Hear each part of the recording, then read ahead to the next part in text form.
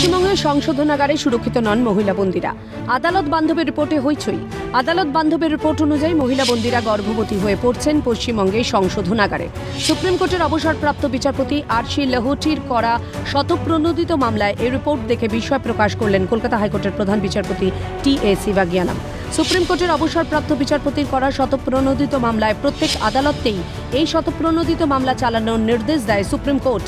তারপর কলকাতা হাইকোর্টে এই মামলার সূত্রপাত। এই মামলায় আদালত বান্ধব হিসেবে রাখা হয় তাপস ভঞ্জকে। নারীদের সম্মান রক্ষার্থে কলকাতা হাইকোর্টের এই মামলায় আদালত বান্ধব তাপস ভঞ্জ রিপোর্ট জমা দেয় আদালতের কাছে। আর সেই রিপোর্ট দেখেই অবাক প্রধান বিচারপতি। এক নজরে দেখে নেওয়া যাক আদালত বান্ধব তাপস ভঞ্জের রিপোর্টে কি উল্লেখ রয়েছে। আদালতে বন্দীরা সুরক্ষিত নয়। কেন্দ্র রাজ্যে হিউম্যান রাইটসের কাছে কোনো রিপোর্ট জমা পড়েনি। গত এক বছরে রাজ্য দেওয়া রিপোর্টে দেখা গেছে বিভিন্ন সংশোধনাগারে 196টি শিশুর জন্ম হয়েছে, যেখানে দেখা গেছে যে মহিলারা গর্ভবতী হয়েছেন তারা বন্দী হিসেবে আসার সময় গর্ভবতী ছিলেন না বলে অভিযোগ করেছেন বন্দী মহিলারাই। রিপোর্টে আবেদন করা হয়েছে থানা থেকে পরীক্ষা করিয়ে জেলে পাঠানোর জন্য।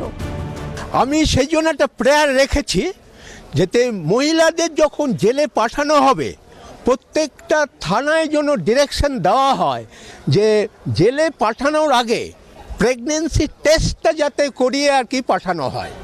আদালত বন্ধু ওই মহিলাদের সঙ্গে কথা বলে জানতে পেরেছে ওই মহিলারা কারাগারের কর্মীদের ব্যবহারে খুশি নয়।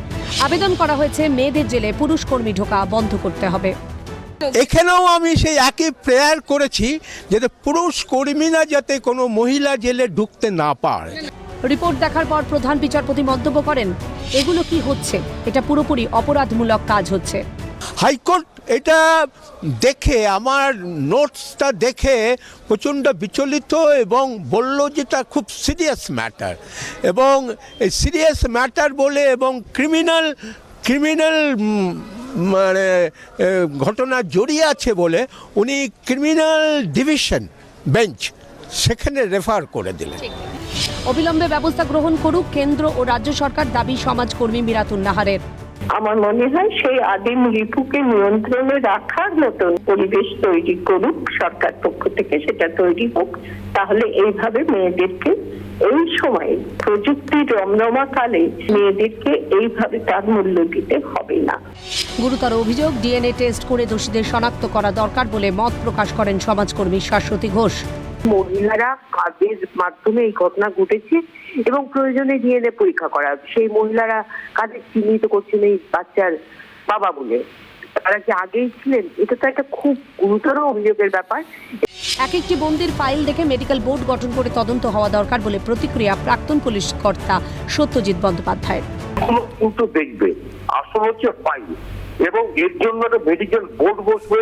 মেডিকেল বোর্ড বসার পরে তাদের সেই ফাইলগুলো সে পাঠানো হবে পার এক একজন প্রিজনার করে। ধরুন একটা প্রিজনারের নাম হচ্ছে মিসেস এক্স কিংবা মিস এক্স, তার প্রত্যেকটা ফাইল অনুযায়ী দেখা হবে এবং তখন দেখা যাবে সত্যি উনি কনসিভ করেছেন কিনা, এবং কনসিভ যদি করা থাকে কতদিনের কনসিভ, এবং কনসিভের যে পিরিয়ডটা সেটা যদি জেলের মধ্যে হয় তাহলে কিন্তু ভয়ানক অবস্থা। কারণটা হচ্ছে যে তাহলে প্রমাণিত হয়ে যাবে যে জেলের মধ্যে থেকে তারা কনসিভ করেছে। সুপ্রিম কোর্টের নির্দেশ অনুসারে রাজ্যের সংশোধনাগারগুলির হাল হকিকত খতিয়ে দেখতে শতপ্রণোদিত পদক্ষেপ করে হাইকোর্ট। সেই মামলার সূত্রেই সব সংশোধনাগার পরিদর্শন করে আদালতে রিপোর্ট দাখিল করার নির্দেশ আদালত বান্ধবকে দেওয়া হয়। আর তাতেই উঠে আসে নানা চাঞ্চল্যকর তথ্য। আদালত বান্ধব তাপস ভঞ্জের দাবি, রাজ্যের সংশোধনাগারে নারী পুরুষ কেউই সুরক্ষিত নন। তিনি চাঞ্চল্যকর দাবি করে আদালতকে জানিয়েছেন, সংশোধনাগারে কেউ মারা গেলে মর্গে যাওয়ার পর সেই বন্দীদের মৃতদেহ লোপাট হয়ে যাচ্ছে। জেলে নারী পুরুষ কেউ সুরক্ষিত না, মানে prisoners are not protected at all. সেটাও আমি কোর্টকে বললাম যে পুরুষরা যখন মারা যাচ্ছে, মানে তাদেরকে টর্চার হচ্ছে এবং মারা যাচ্ছে, তারা যখন তাদের বডি যখন হসপিটালে যাচ্ছে, হসপিটাল যখন মর্গে পাঠাচ্ছে, মর্গ থেকে তাদের বডি পাওয়া যাচ্ছে না। তার মানে সেখানে ওই ভিডিওগ্রাফিটা করা যাচ্ছে না। ম্যাজিস্ট্রেট যখন আসছে এসে দেখছে যে বডি ইজ মিসিং। এখন দেখার এই সমস্ত বিস্ফোরক তথ্য হাতে আসার পর হাইকোর্ট কী পদক্ষেপ গ্রহণ করে। এই সংশোধনাগার যা সব থেকে সুরক্ষিত বলে মনে করেন সকলে, সেই সংশোধনাগারে কি করে নারীরা এভাবে লাঞ্ছিত হচ্ছেন এ নিয়েই প্রশ্ন উঠছে এই রিপোর্টের পর। ক্যামেরায় শুভজিৎ গায়নের সাথে অবিরূপা হাজরা, ক্যালকাটা নিউজ।